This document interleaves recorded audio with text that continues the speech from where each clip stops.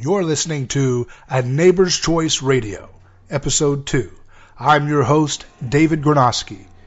In this episode, I speak with Mr. Daryl Davis, the star of the brand new documentary, Accidental Courtesy.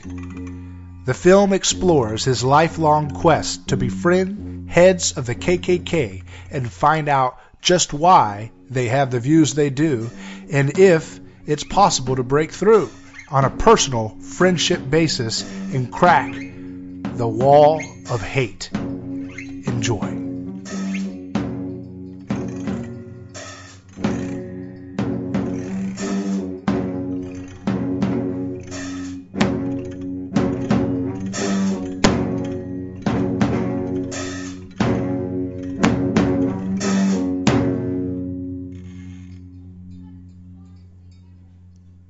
I saw the trailer for your movie, Accidental Courtesy, and I was very intrigued by it. I shared it on my Facebook wall and got probably 100 shares on it. It went crazy, so people really are interested in your project. Well, thank you very, very much. I really appreciate that. Yeah, it's going to air nationwide on PBS on February the 13th at 10 p.m. Eastern Time. Okay. So they have a program called Independent Lens. Okay, and so that's February the 13th?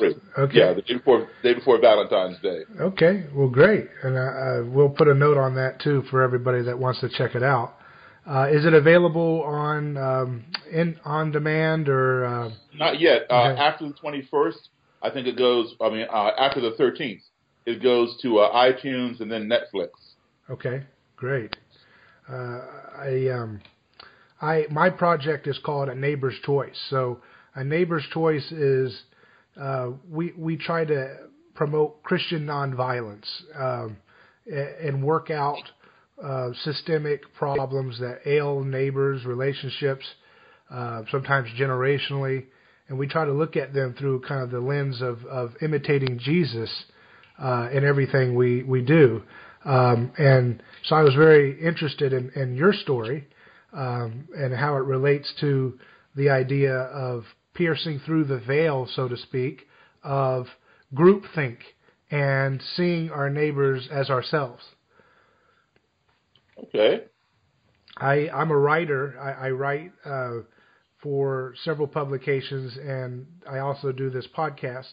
And so one of the things that we tend to emphasize is that whether you're a Christian or not, the world would do well to consider imitating the life of Jesus in everything we do. You know, whether it's how we treat people who are caught up in nonviolent offense, such as drug use or prostitution, or even nanny state laws, like, you know, there's laws against selling raw milk from a cow. There's all these laws that criminalize nonviolent behavior.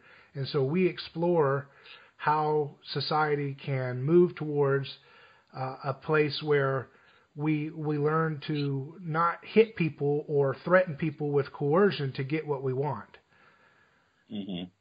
And so I kind of just wanted to explore some of the themes that were touched upon in your story.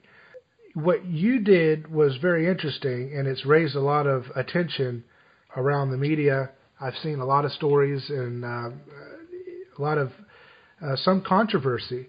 If you could you give an overview basically of the general story that the Accidental Courtesy film conveys? Well, it shows what I do with my life on my own. You know, nobody paid me to do what I do. It was a choice that I made based upon things that had happened to me. I had formed a question in my mind. Well, as a child, I had, some racist experiences that I could not understand how somebody could attack me or whatever just because of the color of my skin, and they didn't even know me.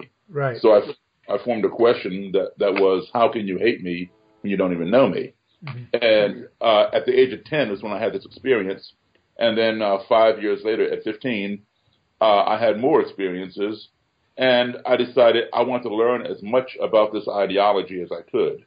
So I bought books on white supremacy, black supremacy, anti-Semitism, the Ku Klux Klan, the Nazis in Germany, the neo-Nazis over here, just to try to understand where this is coming from, because I knew that people were not born with this ideology. They acquired it from somewhere. Where did they get it? Where is it going? How can it be addressed? And how can people hate me without even knowing me? But I was unable to get my answer. So in later years, as an adult, I was still seeking that answer. I went to college. I got my degree in music. So my profession is being a musician. But my obsession was learning more about race relations. And I figured, well, who better to get my answer from than someone who would join an organization whose whole premise is hating those who do not look like them and who do not believe as they believe. So I began seeking out members of the KKK, members and leaders up north, down south, Midwest, West, etc. And I'm from Chicago originally, but I live here in Maryland. And so I started here in Maryland where I live and just branched out. And I wrote a book on the topic. My book is called Clandestine, spelled with a K, not a C, Relationships, Clandestine Relationships. And it was the first book written by a black author on the Ku Klux Klan from the perspective of sitting down and talking face to face with these people. All the other books were written by white authors, except for two. There were two books written by black authors, but not from the perspective of sitting down and interviewing the people. Each author detailed how he escaped a lynching, one in the 1930s and one in the 1940s. I wanted to sit down face to face with my would-be lynchers and find out, why would you lynch me? You don't even know me, kind of thing. So as a result of all the publicity that the book got and still continues to get, even though it came out in 98, I took it out of print a couple of years ago. I'm revising it now, and we'll put it back out in the spring. But a lot of different movie makers, documentary makers, etc., have contacted me over the years and want to do a documentary. And this last one, the guys who filmed Accidental Courtesy had approached me, and we went over what they wanted, and they seemed like good people and wanted to get the story right, etc. So I agreed and signed on, and we did this movie. And the movie shows me, going around the country, meeting with neo-Nazis and Ku Klux Klan people, those who are still in the Klan, those who have gotten out of the Klan, etc. And then also meeting with some black activists who disagree with what I do. So it's a whole composite of people who agree, people who disagree, and then we even included some people, or Mark Potok from the Southern Poverty Law Center, and they've had a great success at destroying some of the Klan groups in the country through legal means by bankrupting them, suing them in court. And he disagrees with what I do, which is fine. But I've been successful in what I do as one person, and I continue to do that. So that's what the film is about. Well, that's a great summary. How old were you when you first met your first Klansman for this project, this investigation you embarked on? For the project, this would be 1990, 91. Mm-hmm. I'm 58 now, mm-hmm. So I was 31, 32? Yeah. So kind of take us back to that moment where how were you, what were you thinking? Actually, even back before that, when I first sat down and interviewed somebody, mm-hmm. For my, you talking about for the film or for my book? Or for your book, for your investigation. Okay. Yeah. Well, what happened was this. I'm a musician, and in 1983, I was playing in a country western band. Country music had made a big resurgence in this country, so a lot of places that were, top 40, that kind of thing, had crossed over to country. So, I wanted to play music as my living. I had my degree, and, I didn't want to go, work some other job that was non-musical, since I spent 4 years, learning how to play music. Mm-hmm. So I joined this country band, and we worked quite a bit. And there was a bar in a town called Frederick, Maryland, called the Silver Dollar Lounge. It was a truck stop bar, because it was a motel where all these truckers coming down the highway would stop and stay overnight or whatever, in a restaurant and a lounge. And the band had played there before. This is my first time in there. It was an all-white lounge, And when I say all white in this particular case, I do not mean that that black people were not allowed to go in there. What I mean is that black people did not go in there, and that was by their own choice. And it was a good choice because they were not welcome.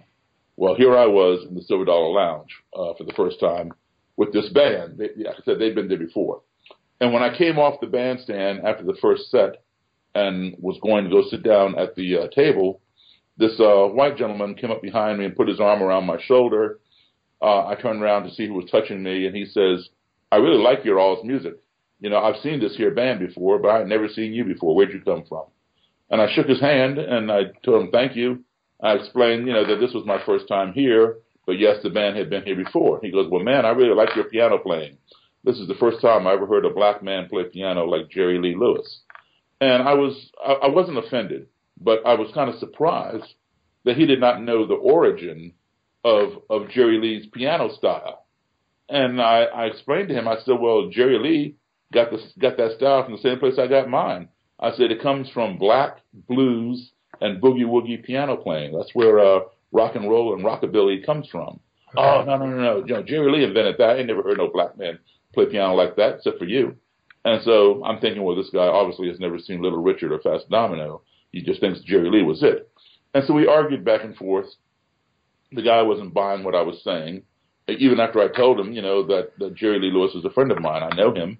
He's told me himself, where he learned. And the guy didn't buy it. But he wanted to buy me a drink.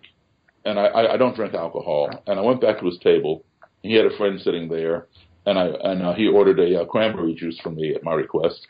And when he came back when the waitress came back with the cranberry juice, he took his glass and he clinked my glass and cheered me. And then he says, "This is the first time I ever sat down and had a drink with a black man." And I'm thinking, what is wrong with this guy? I mean, this guy is probably in his mid to late 40s. Here I was, 25 years old, and I sat down with white people or anybody else thousands of times, thousands of them, and had a beverage, a meal, a conversation. This guy had never sat down with a black guy before. And I wasn't trying to be facetious. I just innocently asked him. I said, "Why?" I was naive. I said, "Why?" And at first he didn't answer me. He looked down at the tabletop. I asked him again, and his buddy elbowed him and said, Tell him. I said, "Tell me." He looked back at me and said, "I'm a member of the Ku Klux Klan." Well, I started laughing because I didn't believe him. I thought, he was pulling my leg. Why would a Klansman, put his arm around me, praise my piano playing, want to buy me a drink and hang out with me at his table? Everything I knew about the Klan, did not work that way. So while I'm laughing, he goes inside his pocket, flips through his wallet, and hands me his Klan card. And I recognize the Ku Klux Klan insignia, this little red circle with a white cross and blood drop in the center. And I realized, this thing was for real. So I stopped laughing and I gave it back to him. And we discussed the Klan and some other things. And he gave me his phone number and wanted me to call him anytime I was to return to this bar, because he wanted to bring his Klanswomen and Klansmen friends to come here to see this black guy play like Jerry Lee Lewis. So I would call him every 6 weeks whenever the band was there. And he would come, and he would bring, Klan members with him, and they would gather around the bandstand and watch me play. When we took a break, I would go to his table and hang out with him. Some members would stay there. They wanted to meet me. They were curious about me. Others would get up and scurry away and would not return until I went back on stage. They want nothing to do with me except to watch me. Mm-hmm. So, this went on until the end of 1983, and at which time I quit the band and I joined another band or started my own band, and played whatever was going on in 1984. And so I really had no reason to stay in contact with the guy. And then it dawned on me, that was the perfect opportunity to ask my question. It had fallen in my lap. And it happened by surprise because I wasn't looking at it, so I really wasn't thinking about it. And I said, you know what? I need to write a book. Here I spent, several months sitting around with some Klansmen every time I go to this gig up here. And I should have asked him, how can you hate me when you don't even know me? And he's been just as friendly as could be to me. So something's going on there. So let me contact him and see if he will put me in touch with the Grand Dragon. Now let me explain to you how the hierarchy of the Klan works. there is no such thing as the Ku Klux Klan any longer. It used to be one centralized Klan group and then chapters off that same group. But today you have all these autonomous Ku Klux Klan groups that have all splintered off of each other and splintered off of the original, and they do not get along with each other, basically. So they all call themselves Ku Klux Klan. They use basically the same bylaws, the same titles, the same secret passwords and handshakes, and same colors on their robes, designating their rank, etc. But they are separate Klan groups. You might have the White Knights of the Ku Klux Klan, the Dixie Knights of the Ku Klux Klan, the Territorial Knights of the Ku Klux Klan, on and on and on. These are separate Klan groups. So anyway, if you have a chapter of your particular Klan, if you have a chapter in your state, you need a state leader. And that state leader is called what we would call the governor. They call that individual the Grand Dragon. Mm-hmm. If you have chapters in multiple states, then you need someone who oversees all the states, what we would call the president. They would call the imperial wizard. And then within the state, you have counties. A county leader is known as the Great Titan. Within the county, you have districts. We would call that individual like a mayor, a councilman, an alderman. That individual is known as the Exalted Cyclops. Mm-hmm. So there was a guy named Roger Kelly who was the Grand Dragon for the state of Maryland. And I contacted the guy that I met in the Silver Dollar Lounge, and I persuaded him to give me the information for Roger Kelly, his phone number and his home address. And he did so reluctantly, under the condition that I would not tell Mr. Kelly where I got it. And so I had my secretary, who was white, phone Roger Kelly and tell him that she's working for somebody who's writing a book on the Ku Klux Klan. Would he consent to sitting down and interviewing with me? And I specifically instructed her, do not tell Mr. Kelly that I'm black unless he asks. If he asks, then don't lie to him. Go ahead and tell him, but don't give him reason to ask. Now, I could have called him myself, but I didn't want to do so because the guy who gave me the information, he told me not to fool with Roger Kelly, that Roger Kelly would kill me. Mm-hmm. He hated black people, etc. And I figured, well, if I call the guy, he might pick up in my voice, that I'm black and, I'm not talking to you, and click. And then my whole project would have ended before it even got started. Right. But I knew that if she called, he would automatically know by her voice that she was white. And he would not automatically assume that this white woman is working for a black man, especially a black man who's writing a book about the Klan, because, they did not exist. So that would increase my odds of him agreeing to sit down with me. And then once we got face to face and he saw what I am, then he could decide if he wants to stay and do the interview or leave or attack me or whatnot. So she called and she was successful in getting him, and he agreed to do the interview. He didn't ask what color I was. So this took place in 1991. And he was the first interview. But as far as meeting, a Klansman on friendly terms, that guy in the bar was the first one that I met on friendly terms.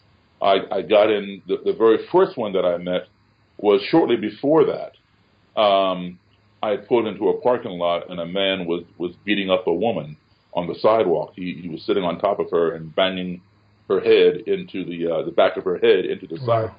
And punching her in the face. And I got out of my car, and then he got up off of her and attacked me.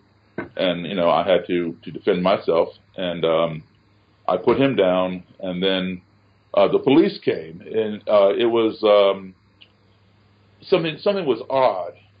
People were standing around watching him beat this woman and not doing anything. And I just had to pull in to a space, maybe a couple car widths away from where this was happening.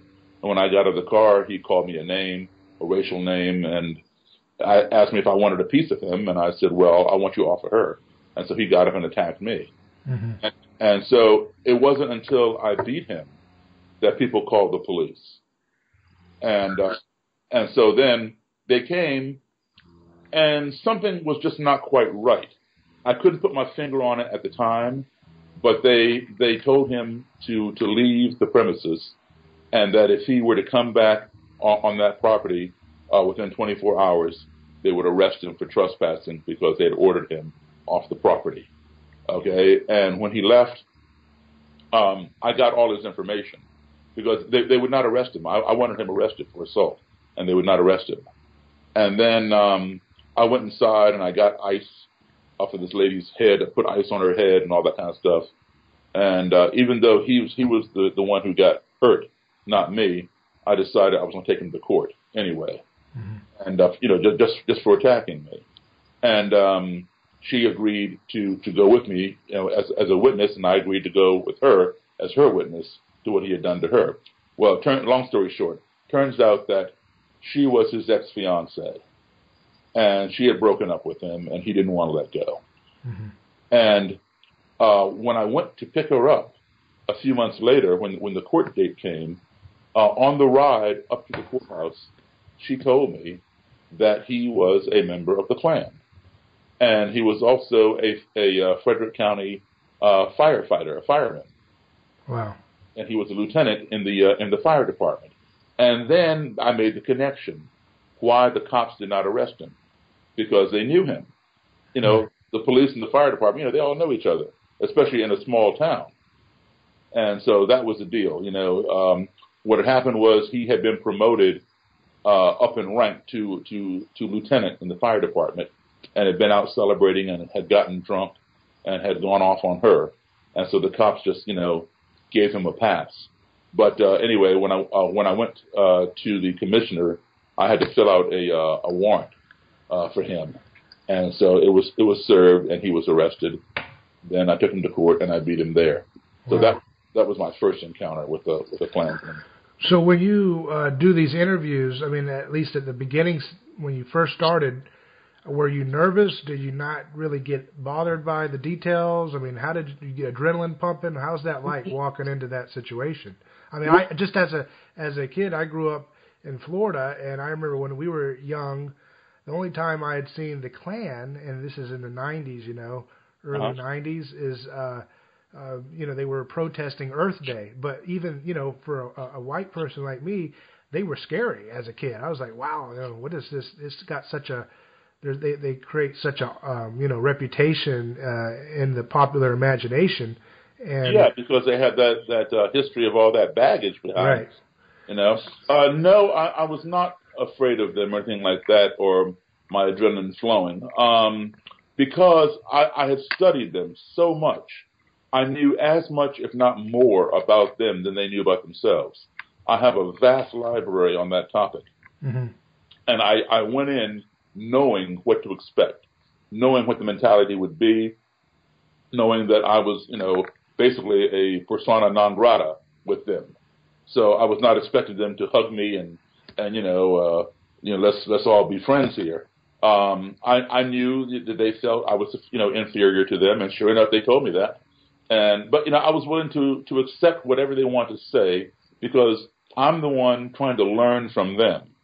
I want to learn what makes them think this way. How can they hate me when they don't even know me? And I'm not going to learn anything if I go in there and attack them. So did you ever ask that question point blank to them? Absolutely. And what would be the response? I mean, there were various responses. Some would say, well, because you're inferior, you're tearing down the country. You move into our neighborhoods, and the neighborhood gets trashed. This is what black people do. You don't get an education. You look at your test scores, that kind of thing. And then some would say, well, we don't hate anybody. We just prefer our own. We love our own race, and we don't see any reason why we should mix with other races. Why do you want to mix? Why do you want to mix up your race? You should stay in your race and be pure, and let us be pure. So they had all kinds of different, reasons.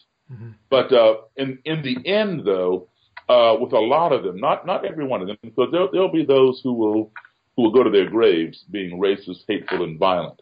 But in the end, there were a good number of them, who ended up quitting the Klan and becoming very good friends of mine. And today I own their robes and hoods. And they said, they could not answer the question. because there was no reason to hate me. Mm-hmm.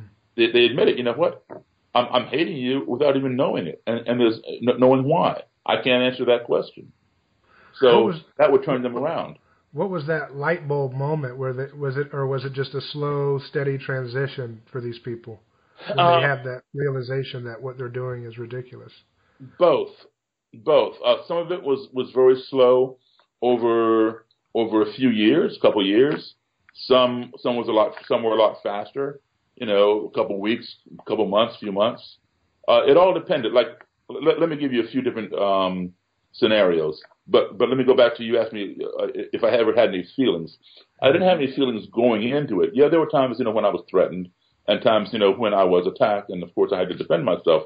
But I never went in fearful. I mean, I was always aware that yes, I'm entering into a dangerous situation, and somebody could just go off for whatever reason. But it was a chance that I had to take.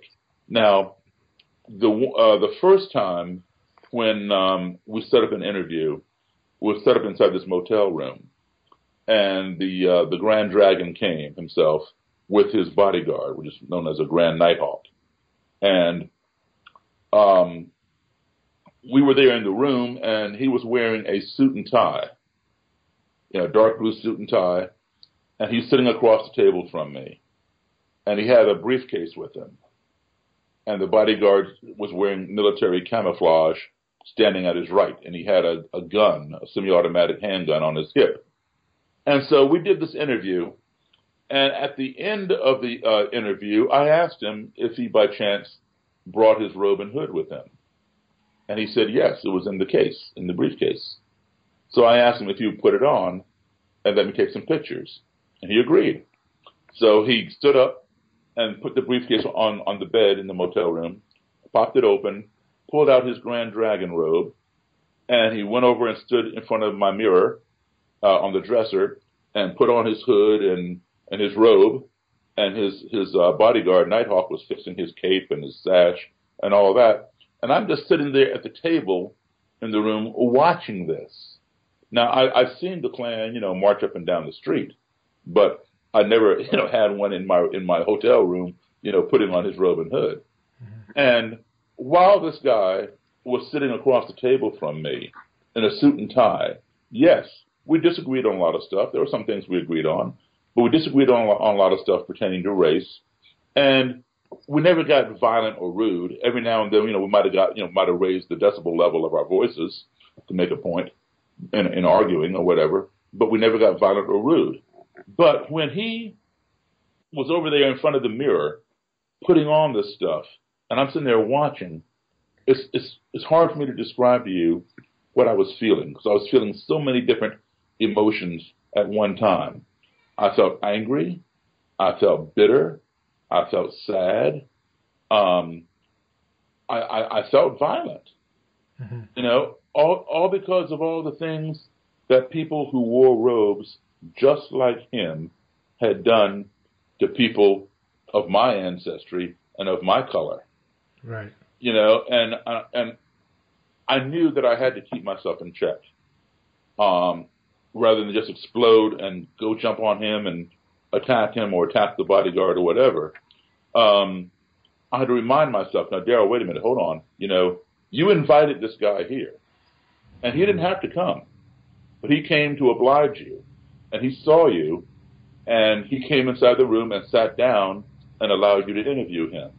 And then you asked him to put on his robe and hood. So what are you going to do? He complied with your wishes. So what are you going to do? Beat him up for it? No, you don't do that. So, I kept myself in check. And I took some pictures of him. I posted some pictures with him. And then he would later on become one of my best friends. He moved up the ladder from Grand Dragon, state leader, to Imperial Wizard, national leader. He was head over 13 different states, and including, I think Florida might have been one of them. And then over time, he began rethinking his ideology, and today I have his Imperial Wizard's robe, and he and I are good friends. He's no longer in the Klan. What does he think of your movie? He hasn't seen the movie yet. Yeah, it won't be out until February 13th. Have some of the Klansmen that you've befriended, have they had qualms about, your film and book projects once they became friends with you personally, and then they saw the public message of the film? Has that bothered them, and do they understand fully and agree with what you're doing? I mean, how far? They pretty much understand fully and agree. There are some that has caused some problems for because it's given them publicity that has cost them jobs and notoriety, they didn't want. Because, when they got out of the Klan, people would know, hey, that guy who works at that store, that guy who works at that company, he used to be the leader of the Klan. Well, then that word would travel, and next thing you know, he was losing his job, which should not have happened. Right. But people, judge you by the company you keep. And so they would find reasons to fire him, and so he would drift from job to job. But prior to that, he would come out with me and speak out against, what he formerly believed. And when these people, I mean, I know that everybody's probably a little bit different case, but when they move away from the Klan ideology, do they repudiate it wholesale or just kind of moderate out because they're like, well, I don't know how to reconcile it because you're a good friend? I mean, that's a good question. Some of them wholesale. Others, like, I'll tell you a funny story. I walked into a bar up in Frederick County. It was a bluegrass bar where they play bluegrass music. And, of course, I knew all the musicians. You don't find too many black people in that bar. And I walked in there just a couple of years ago.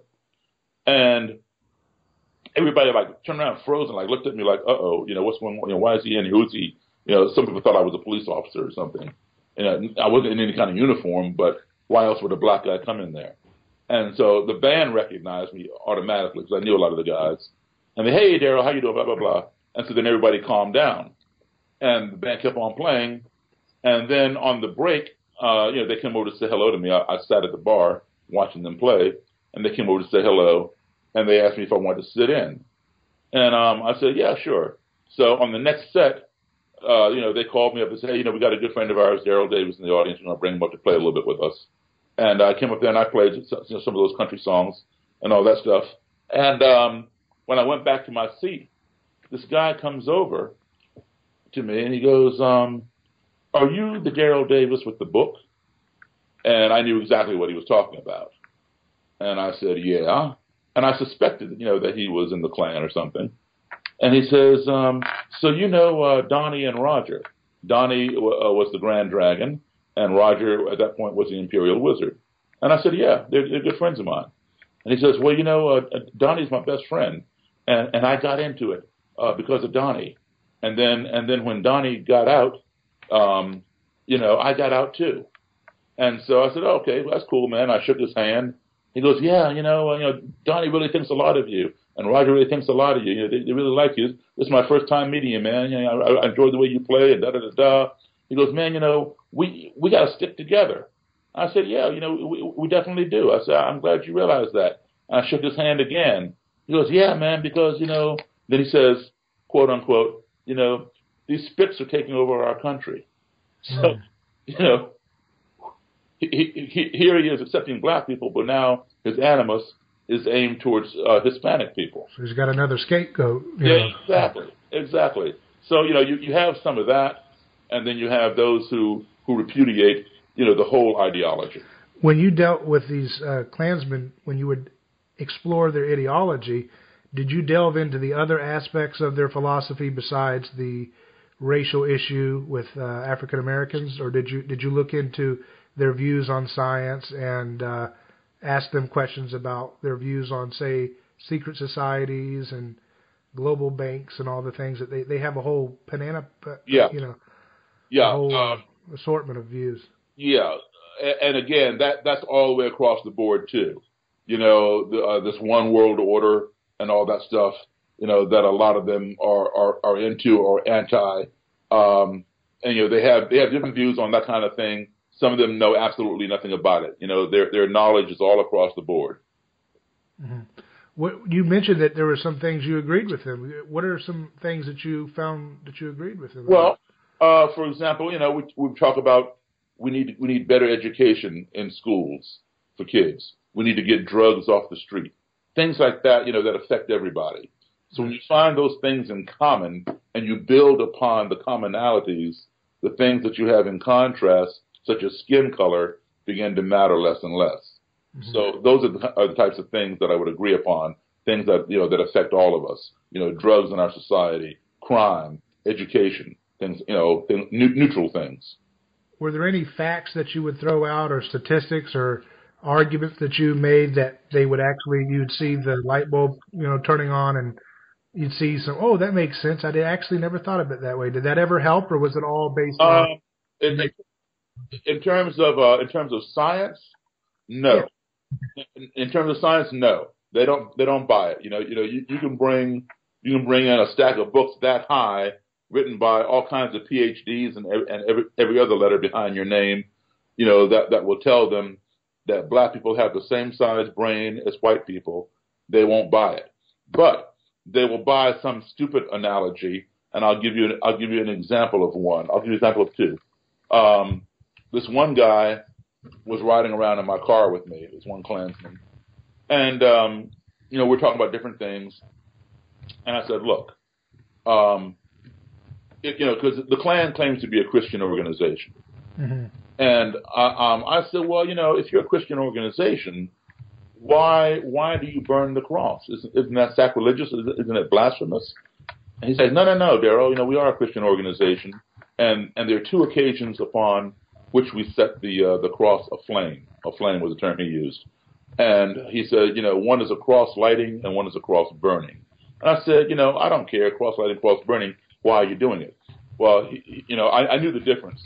And just to tell you the difference, a cross burning is when they take a 5 or 10 foot cross that has been wrapped in burlap, and the burlap has been soaked in what they call Klan cologne, which boils down to diesel fuel or kerosene, and they come and they stick it in your yard and set it aflame.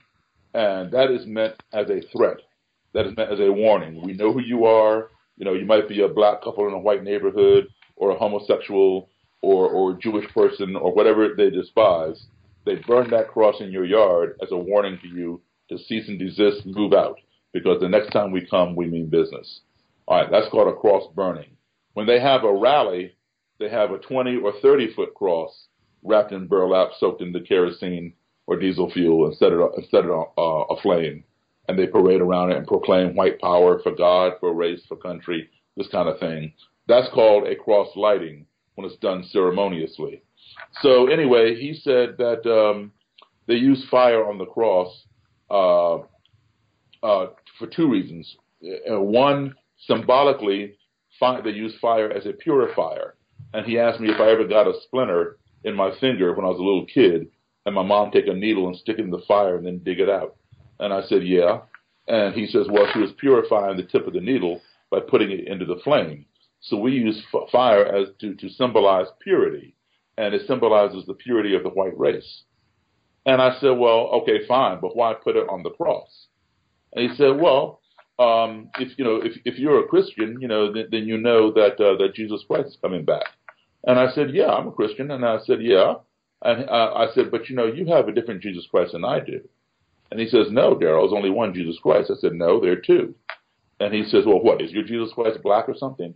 I said, no. I said, he's not black. I said, but I tell you what, he's not white either. I said, I have been to Damascus, Syria, and I've walked along these areas where supposedly, in the old part of Damascus, where Jesus supposedly walked. And he appeared as one of those people over there. And I said, I can tell you right now, those people are olive complected. So if anything, Jesus Christ was olive complected. He said, well, what's your point?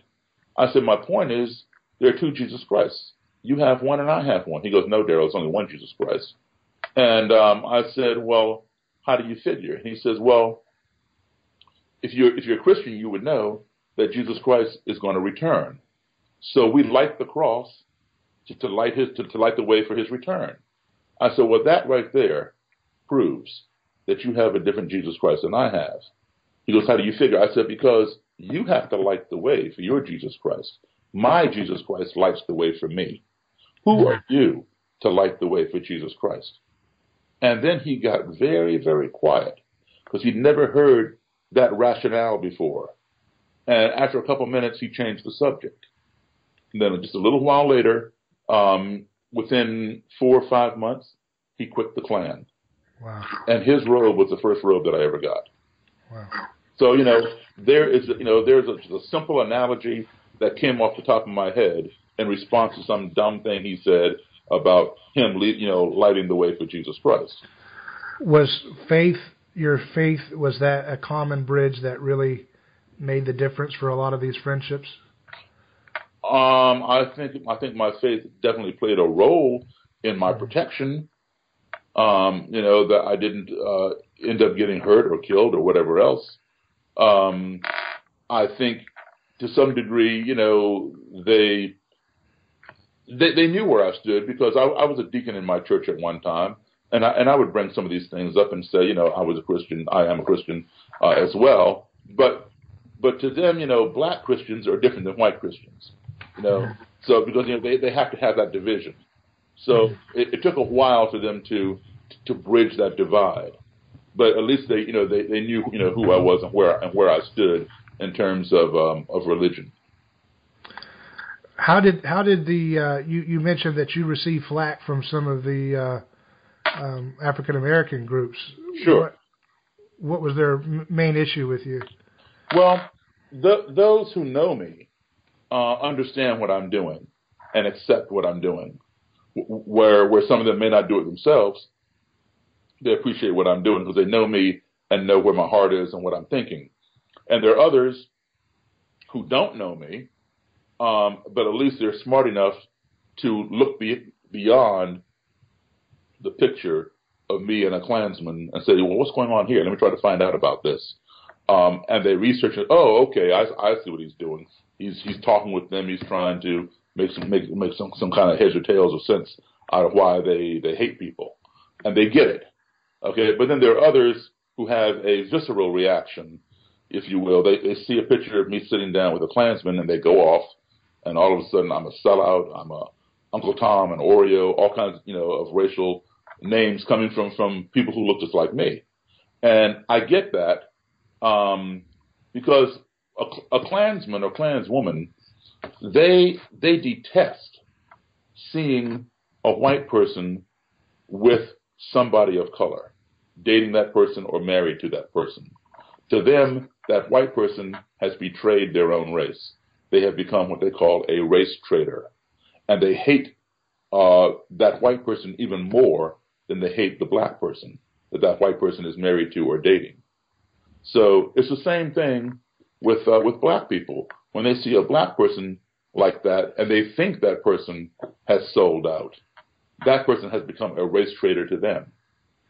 And sometimes, they don't take the time to look beyond what they see on the surface. The old cliche, you can't judge a book by looking at the cover. You got to see the contents. A lot of them don't do that. And that's the problem. And then there are those who, no matter how much you try to explain to them what's going on, like, for example, I had a guy from the NAACP approach me one time, and I used to belong to the NAACP, and approached me and chewed me out and saying, we've worked hard for generations to get 10 steps forward, and you put us 20 steps back by sitting down and talking and having dinner with the enemy. And then I pull out all these robes and hoods, out of my bag because I was giving a lecture. And I said, this is what I've done to put a dent in racism. These people no longer believe in what this stands for. That's why they turned over their uniforms to me. How many robes and hoods have you collected? And then they shut up. Yeah. Did you interact with the Nation of Islam or the Black Panthers or any of the other groups that are, a little more, nationalistic for their own? Did you ever interact with them? I've crossed paths with them, and some black separatists and some black supremacists. You would come across them on the fringe. When I was doing all this research, Now, the Black Panther, the original Black Panthers, are not associated with what's called the new Black Panther Party today. Mm-hmm. Totally different groups, and in fact, the original Black Panthers do not support the new Black Panthers. Okay. Okay. So and then you have these Black Lives Matter groups also, and then Nation of Islam. The guy who headed the new Black Panther Party, he was very big in Nation of Islam. Malik Shabazz is his name, and in fact, he went to Howard University, where I graduated from. He and I marched together against police brutality and police racism here in Maryland some years ago. But he kind of took a way left turn and became very anti-white, black supremacist, militant kind of thing, and headed up he founded the new Black Panther Party. And he just recently stepped down from the leadership and is on to doing other things for them. But he's a brilliant young guy, lawyer, but I don't agree with his ideology. So what you're trying to do is, it looks like you're trying to you're trying to practice what you preach, so to speak, by seeing people as persons, not members of a collectivist group. And that, to me, is the takeaway immediately that I saw just from even just watching the trailer and getting an initial understanding of your message, is that the things that divide us are often found in the group ideologies that we cling to, and that if we stop thinking with that group mentality and start seeing people as persons and reflections of the image of God that we ourselves bear, that's the only way we can break through these never-ending rivalry cycles and animosity. Exactly. And, and two things. One, I don't want to paraphrase here. Martin Luther King, one of my heroes, of course, said that he had a dream. And he said he had a dream that one day the sons of former slaves would sit down at the table of brotherhood with the sons of former slave owners. And that's what I've been trying to accomplish. And that's what I've been accomplishing. Some people more, on the campus, activists will say, well, they'll say, well, that's kind of a naive assumption because we have systemic racism in America is systemically a white supremacist culture, and there is not a time for dialogue. There's a time for taking back power. I mean, do you see something to what they're saying? Well, yeah, I hear that all the time. In fact, when you watch the full movie, that will be the exact point that these few people attacked me on from the Black Lives Matter movement. Now, let me just say something about Black Lives Matter movement. The creation of it was a great idea, and still is a great idea, but it has its problems. It was created for the purpose of bringing more awareness to black people, especially males, being shot and killed by white police officers, whether they were armed or not, whether they were in commission of a crime or not, whereby white people in the same position were not getting treated that way. Starting with Michael Brown and Trayvon Martin and all this, that's when this idea of Black Lives Matter was born. And then we saw it with Dylan Roof, who walks into a black church in South Carolina and guns down 9 black people, just murdered them, and then he's taken and arrested with kid gloves on. He's not even thrown on the ground with his arms bent up behind his back, and hustled into a police car. He's gently taken and put into a squad car. Dylan Roof said he was hungry, and the cops took him to Burger King on the way to jail. And here is Eric Garner. You talk about nonviolent crimes. Eric Garner up there in Long Island, he's selling loose cigarettes on the sidewalk. And what do? They choke him to death right on camera. Man said he couldn't breathe, and they kept choking him until he couldn't breathe. Yeah. So that's the difference of how we get treated versus how somebody like Dylan Roof gets treated. Right. So that's what Black Lives Matter was about. Now, the problem with Black Lives Matter is this: there is no central organization, unlike the NAACP or the Boy Scouts of America, where you have a central headquarters and all policies are disseminated to all the chapters all over the country, so everybody's on the same page. I have people from Black Lives Matter in Detroit, for example, contacting me, asking me for advice. How can they do what I do? Some in New York saying the same thing. The ones in Baltimore saying they disagree with me. Da da da da. So they're all over the board. There's no one hand knows what the other hand is doing kind of thing. So that's a problem right there. But what I do is this. They want to attack the system. I want to know why am I wasting my time not trying to tear down the system of white supremacy? Well, the system did not create itself. Man created the system. And that man that created that system is the white supremacist. The white supremacist created that system. The white supremacist runs that system. So rather than me go out and stand with a sign and run up and down the street protesting the system, I want to sit down with the man who created it, the man who supports it, and the man who runs it. And if you can change his mind, then the system is going to reflect that change. So that's what I've been doing. And I don't have anything against what they're doing, but there can be multifaceted avenues by which we can fix this thing. Mm-hmm. So I go after the people, they go after the system. But the second thing I was going to bring up was this: we can change the whole problem. We can solve the whole problem in this country by just one letter. One letter. The difference between, we should be more concerned, take the N out of ethnics.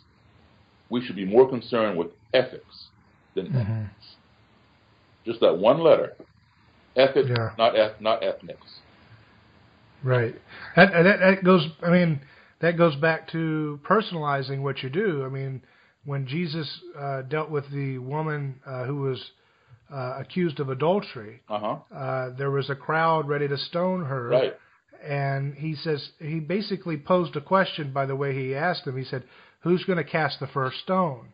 And when he frames it this way, now they have to deal with the idea that the stone is in their hands, and who is going to be the first guy? Right, and he posed the question by saying, let him who is without sin cast the first stone.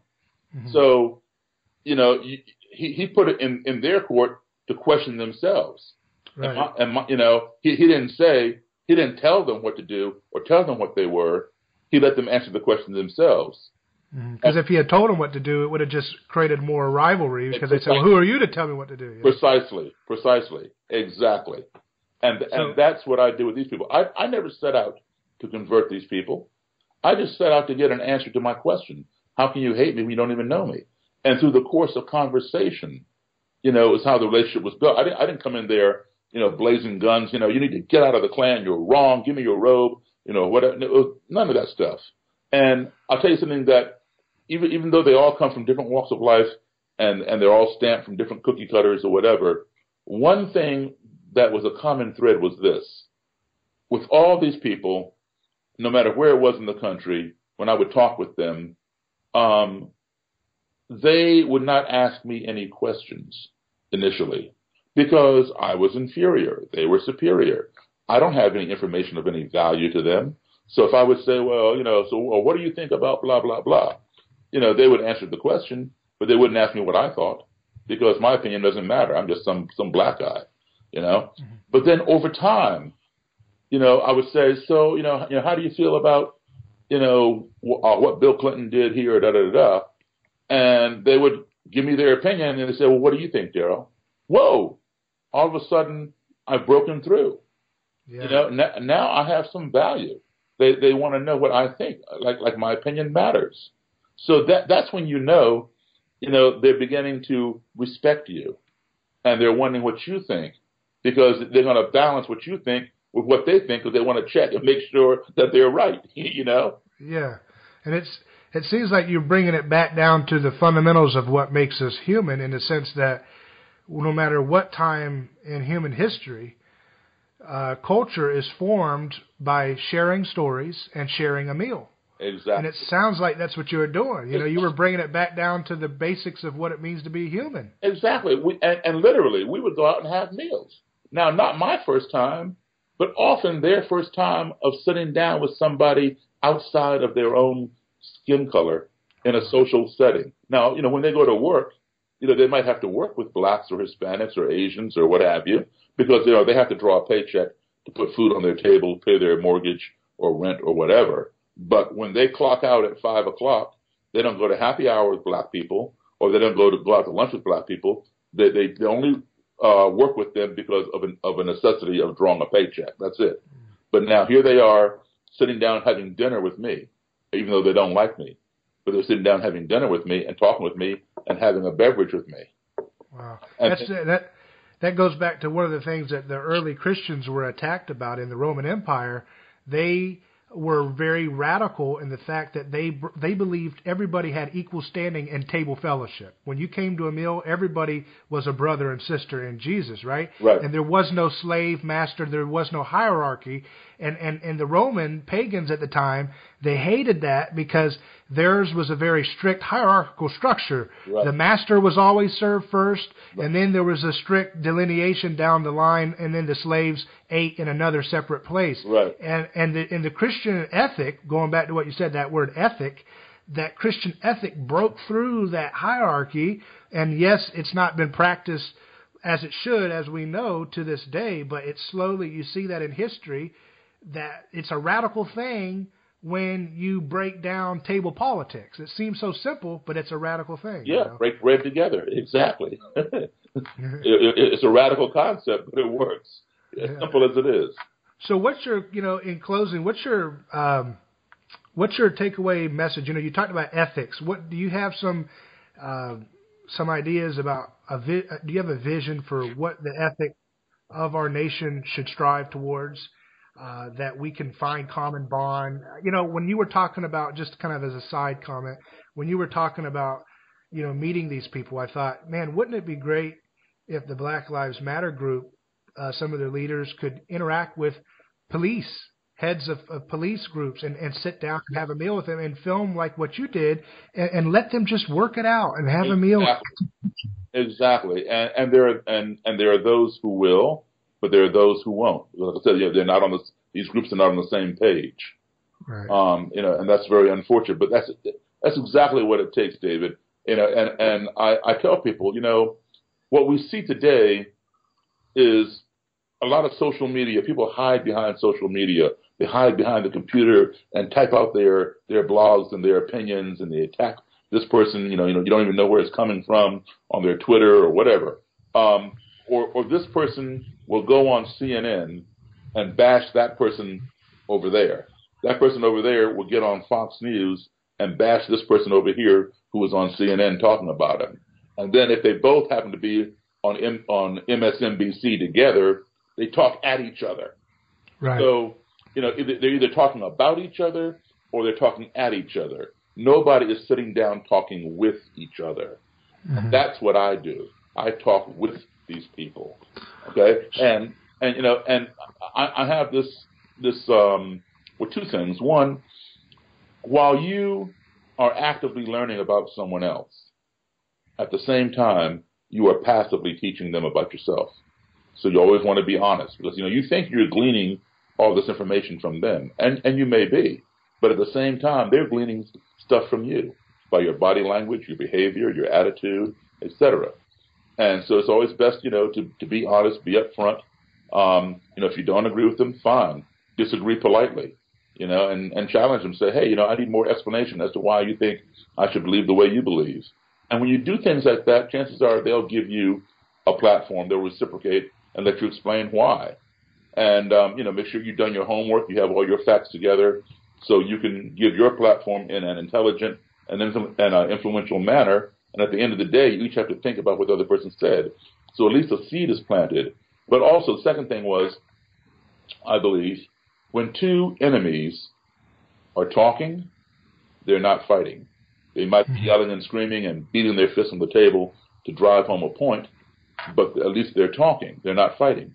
It's when the talking ceases that the ground becomes fertile for violence. So you always want to keep the conversation going. Do you think we're in a moment in our culture where we can see some serious progress in healing these hatreds and building unity and understanding, or do you think the road is very, very far away from that? I think we're in the infantile stages of that. I think that that Donald Trump is the best thing that has happened to this country. Not necessarily in terms of he is being president and how he's going to lead. That remains to be seen.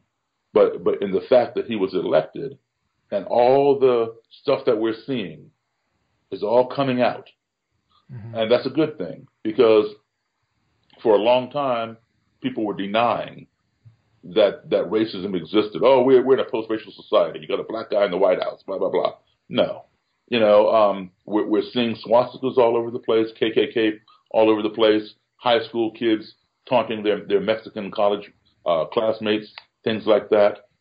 We're seeing all this. So now nobody can turn a blind eye to it. Nobody can deny it. And you cannot address what you can't see. So it's like, you hear some noise in your car and you know something's wrong because it's not running right. And so you take it to the mechanic. But of course, when you get there, the noise is gone. And what does the mechanic tell you? Well, I can't fix what I can't hear. I can't fix what I can't see. Well, this country has a big problem with racism. And people can deny it all they want. But now there's no more denying it, no more turning a blind eye, because we're seeing it, post-election. And that's a good thing, because now if you see it, you can identify it. And as a result of this, of these people coming out, there are more conversations about this. That's why you're talking to me. There are more conversations about it, more groups are starting. So, like I said, it's in its infantile stages, and it's still got a ways to go before we really get a grip on it. I've been seeing it for a long time because I've been working in that arena.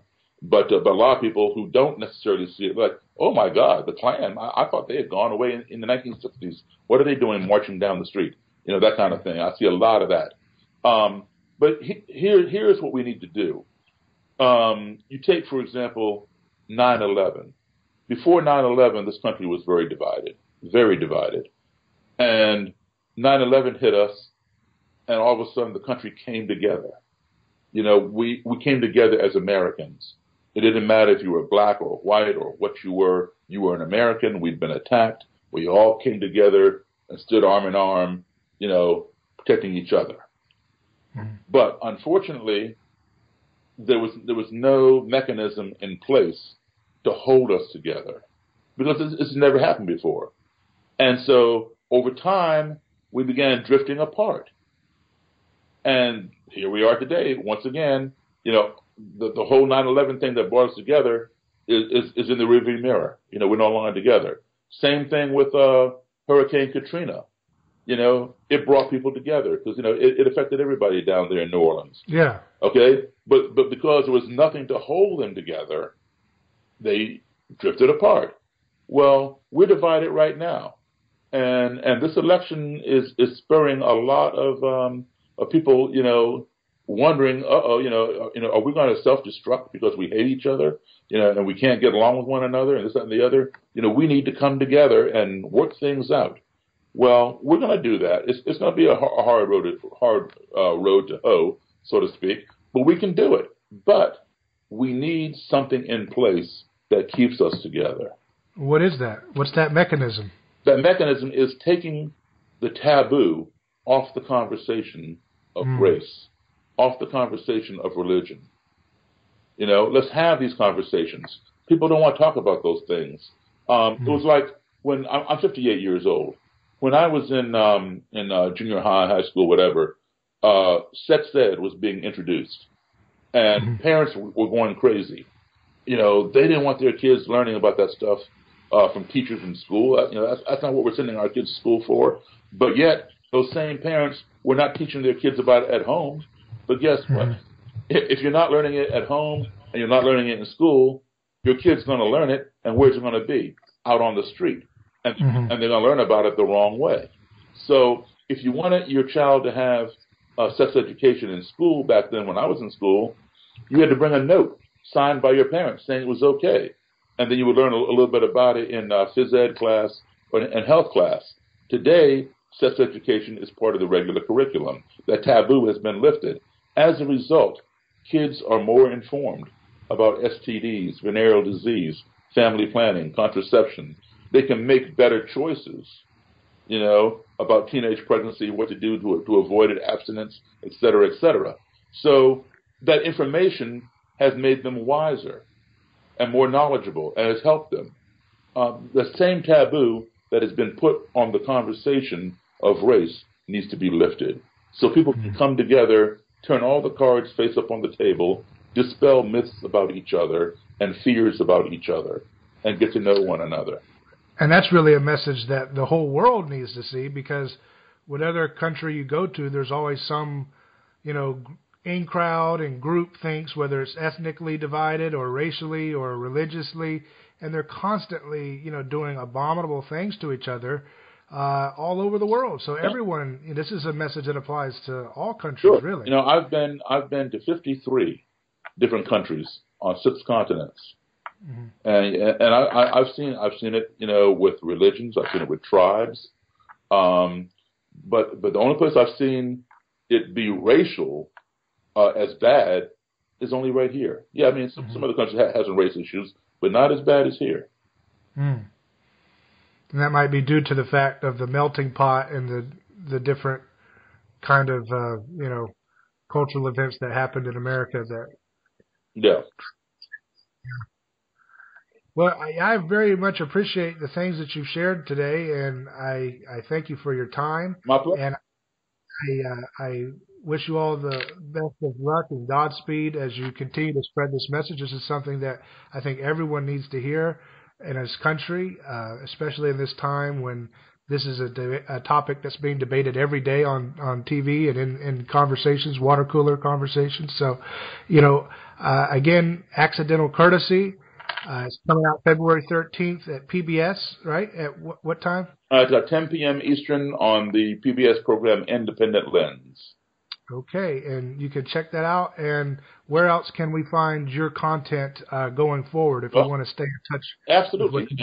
People can find me at daryldavis.com. That's DARYL, one R, DARYL, Davis, DAVIS.com, and they can email me at daryl@daryldavis.com. Well, thanks a lot, and I appreciate it. Thank you for what you're doing. My pleasure. Call anytime.